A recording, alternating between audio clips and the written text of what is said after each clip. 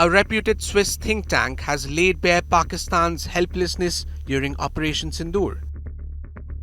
Till now, it is widely known that Pakistan was on the back foot during the 88-hour conflict. But this is the first detailed study to reconstruct how Asim Munir's forces were routed.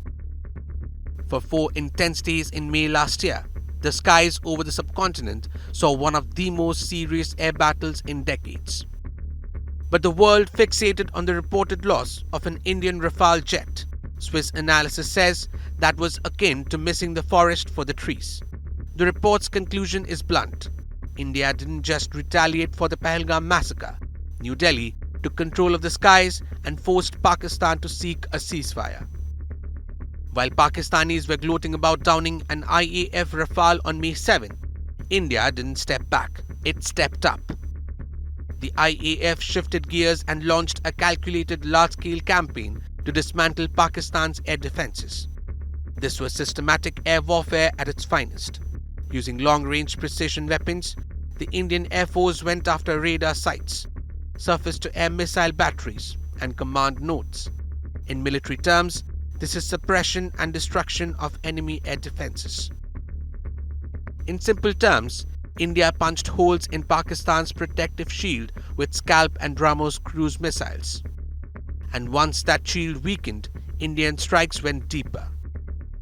Key Pakistani air bases were targeted with precision and impunity. Pakistan's Air Force runways and operational facilities were hit, which made it harder for Rawalpindi to stay in the fight. Instead of just trading blows near the border, India took the battle straight to the heart of Pakistan's air power. At the same time, Pakistan's attempt to hit back ran into a wall. The Swiss study highlights India's integrated air defense network worked in coordination with the Army's Akash Tir system. Layered missile defenses like Akash, Barak 8 and S-400 blunted Pakistan's retaliation and protected critical Indian assets. One of the biggest surprises of the conflict, the report says, was just how effective this defensive web proved to be under real combat pressure. By May 10th, the balance in the air had shifted decisively. With its air defense network degraded and its air bases on fire, Pakistan was no longer able to contest the skies in a meaningful way. India had achieved de facto air superiority, the absolute power to operate freely in contested airspace. According to the Swiss report, that was the time when he realized that he had his tail between his legs. Implications of those 88 hours will reverberate for longer. Operation Sindoor signals a doctrine shift.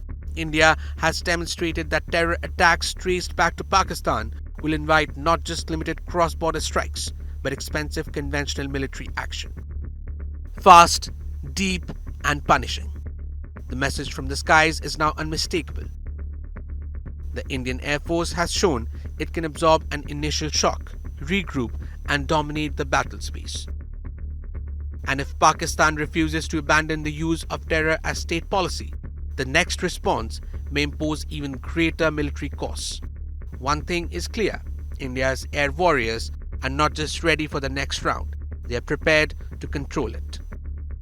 With Atishay Jain, Bureau Report, India Today Global.